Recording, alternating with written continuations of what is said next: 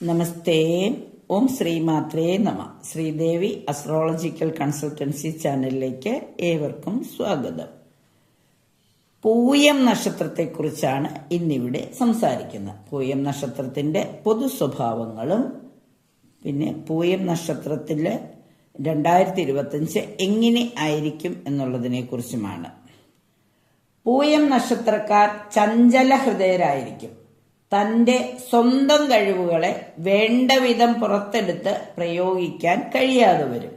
വാചാലതയും കർമ്മശേഷിയും ഇവർക്ക് കൂടുതലായിരിക്കും. ലക്ഷ്യപ്രാപ്തിക്ക് വേണ്ടി എന്ത് ചെയ്യുവാനും മടിക്കുകയില്ല. ഏതു തരത്തിലുള്ള ബുദ്ധിമുട്ടുകളും സഹിക്കുവാൻ മടിയില്ല.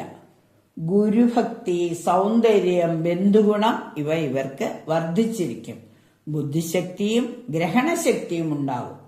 കുടുംബപരമായ പ്രശ്നങ്ങൾ നിമിത്തം ബാല്യകാലത്ത് തന്നെ സ്വന്തം കാര്യം നോക്കാനുള്ള ഒരു പരിശ്രമം ഇവർക്ക് ഉണ്ടാകും. വ്യാഴമാണ് ഇതിന്റെ ദേവത.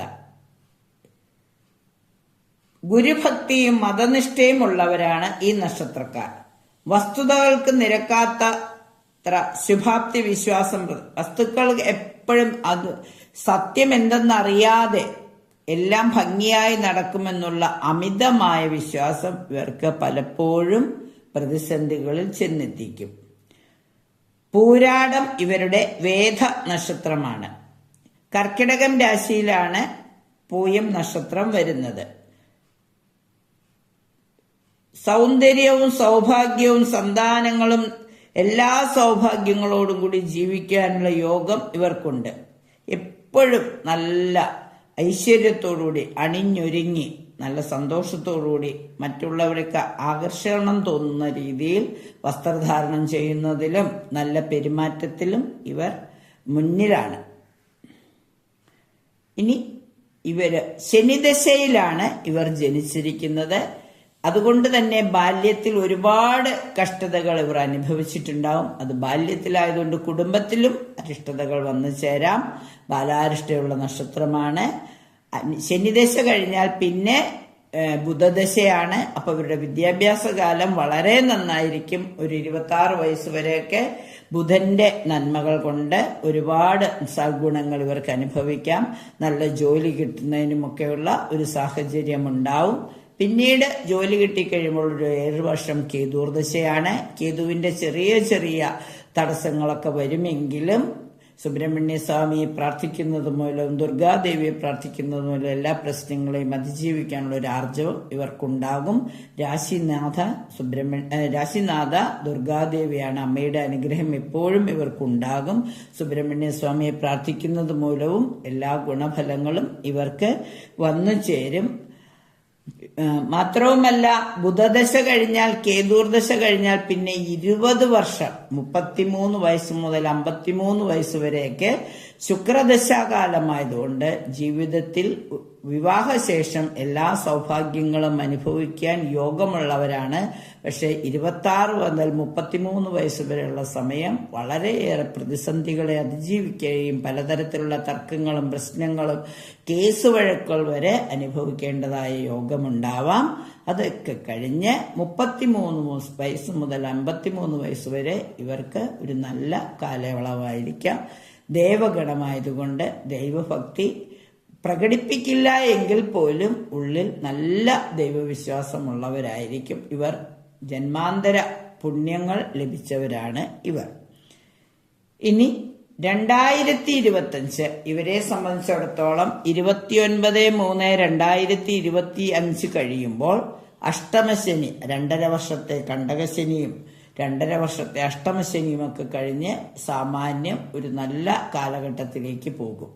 അപ്പം മാർച്ച് കഴിയുന്നത് വരെ അഷ്ടമശനിയുടെ ചെറിയ ചെറിയ കഷ്ടങ്ങൾ ഉണ്ടെങ്കിൽ പോലും ദുർഗാദേവിയുടെ അനുഗ്രഹവും സുബ്രഹ്മണ്യ സ്വാമിയുടെ അനുഗ്രഹവും ശനിദശയിൽ ജനിച്ചിരിക്കുകയും ചെയ്തിരിക്കുന്നുണ്ട്. ഇവർക്ക് എല്ലാ കാര്യങ്ങളും നല്ല രീതിയിൽ ചെയ്യുവാൻ സാധിക്കും. പിന്നെ വ്യാഴമാറ്റം വ്യാഴം 12ലേക്കാണ് വരുന്നത്. എന്നിരുന്നാൽ പോലും വ്യാഴം വരുന്നത് ബുധന്റെ ക്ഷേത്രത്തിലേക്കായതുകൊണ്ട് വ്യാഴം 12ലാണെങ്കിലും ദുരിതങ്ങളൊന്നും വന്നു ചേരില്ല. കുറച്ച് അധികമായി അധ്വാനഭാരം കൂടും എന്നല്ലാതെ സാമ്പത്തിക നില മെച്ചപ്പെടുത്തി കൊണ്ടുപോകുന്നതിനായി അല്പം ഓവർ ടൈം ഒക്കെ ചെയ്യേണ്ടി വരും എന്നുള്ളതൊഴിച്ചാൽ പൊതുവെ ഒരു നല്ല വർഷമായിരിക്കും. രാഹു കേതു ഒക്കെ മാറുന്നതുകൊണ്ട് അതിലും കുറച്ച് ഗുണഫലങ്ങളൊക്കെ വരും. അപ്പൊ പൊതുവേ പറഞ്ഞാൽ പൂയം നക്ഷത്രക്കാർക്ക് 2025 ഗുണദോഷ സമ്മിശ്രമായ ഒരു കാലമായിരിക്കും. തൊഴിൽ സംബന്ധമായി ധാരാളം യാത്രകൾ ചെയ്യേണ്ടതായി വന്നേക്കാം. അത് വേണ്ടത്ര ഫലം ചെയ്യുകയുമില്ല. ചിലപ്പോഴൊക്കെ പോയി യാത്രകൾക്ക് ശേഷം ഉദ്ദേശിച്ച ഫലം കിട്ടാതെ മടങ്ങി വരുന്ന സാഹചര്യം ഉണ്ടാകാം. ഈശ്വരാനുഗ്രഹത്താൽ വലിയ വിഷമങ്ങളൊക്കെ ലഘൂകരിക്കുവാൻ ഇവർക്ക് സാധിക്കും. വരുമാനം വർദ്ധിക്കുകയും, കാരണം 11ലെ വ്യാഴം മെയ് മാസം വരെ സാമ്പത്തികമായിട്ട് എല്ലാ മെച്ചവും നൽകും. സർക്കാരിൽ നിന്നും വിപരീത നിലപാടുകൾ വരുന്നതാണ്. വളരെ അനുകൂലമായ വിധി വരുമെന്ന് വിചാരിച്ചിരുന്ന കേസുകളിൽ ചിലപ്പോൾ വീണ്ടും ഒരു തീരുമാനം കൂടി എടുക്കേണ്ടതായി വന്നേക്കാം. ചിലപ്പോൾ അപ്പീലൊക്കെ പോകേണ്ടതായി വന്നേക്കാം. പല വിഷയങ്ങളിലും തടസ്സങ്ങൾ ഉണ്ടാകുമെങ്കിലും അവയൊക്കെ തരണം ചെയ്യുവാൻ സാധിക്കും. വാഹനങ്ങളെ കൊണ്ട് നഷ്ടകഷ്ടങ്ങൾ വന്നു ചേരും. പകർച്ചവ്യാധികൾ വരാതെ പ്രത്യേകം ശ്രദ്ധിക്കണം. വസ്തുവകൾ സംബന്ധമായ തർക്കങ്ങൾ ഉണ്ടാകാം. കുടുംബ സ്വത്തിന്റെ പേരിലൊക്കെ തർക്കങ്ങളുണ്ടാവാം. അതൊക്കെ പരിഹരിക്കുവാൻ ഭദ്രകാളി അമ്മയുടെ അനുഗ്രഹവും സുബ്രഹ്മണ്യ സ്വാമിയുടെ അനുഗ്രഹവും പ്രാർത്ഥനയിലൂടെ സമ്പാദിക്കേണ്ടതാണ്. കുടുംബജീവിതം സുഖകരമാകും. സജ്ജനങ്ങളുമായിട്ട് നല്ല സത്സംഗങ്ങളിലൂടെയും സജ്ജനങ്ങളുടെ അവരുമായിട്ടുള്ള ഇടപെടൽ മൂലവും ഒരു ആത്മധൈര്യം വർദ്ധിക്കും. ഏജന്റ് ഏർപ്പാടുകളുമായി ബന്ധപ്പെട്ടവർക്ക് ഏജൻസികളിലൊക്കെ വർക്ക് ചെയ്യുന്നവർക്ക് അനുകൂല സമയമാണ്. കലാപരമായിട്ട് പ്രവർത്തിക്കുന്നവർക്ക്, അതായത് കലാകാരന്മാർക്ക് അല്പം പണവും പ്രശസ്തിയും ഒക്കെ വന്നു ചേരും. കർഷകർക്ക് നല്ല ആദായമുണ്ടാകും. വിജയപ്രതീക്ഷയുമായി നിൽക്കുന്ന വിദ്യാർത്ഥികൾക്ക് ഉന്നത വിജയം ലഭിക്കും. വീട് പണി ഇടയ്ക്കിടയ്ക്ക് മുടങ്ങിപ്പോകും. എന്നാലും ഗണപതിക്ക് നാളികേരമൊക്കെ ഉടച്ച് പ്രാർത്ഥിക്കുമ്പോൾ അത് ആ തടസ്സങ്ങൾ മാറിക്കിട്ടും. ബന്ധുക്കളുമായി അകൽച്ച വരാതിരിക്കാൻ പ്രത്യേകം ശ്രദ്ധിക്കണം. തൊഴിലുമായി ബന്ധപ്പെട്ട അലച്ചിലും ബുദ്ധിമുട്ടും വരുമെങ്കിലും ഐദ്യോരംഗത്ത് കഷ്ടപ്പാടൊക്കെ കൂടുമെങ്കിലും അതിനനുസരിച്ചുള്ള പ്രതിഫലം കിട്ടുവാനായി അല്പസമയം എടുക്കുവാണെങ്കിലും വർഷാന്ത്യം എല്ലാം ഭംഗിയായി നടക്കും. വിദേശത്ത് തൊഴിൽ തേടുന്നവർക്ക് അനുകൂല സമയമാണ്. കർമ്മരംഗം വിപുലമാക്കാനുള്ള തീരുമാനം വിജയിക്കും. ബന്ധുക്കളിൽ നിന്ന് ഉദ്ദേശിച്ച സഹായം ലഭിച്ചു തുടങ്ങും.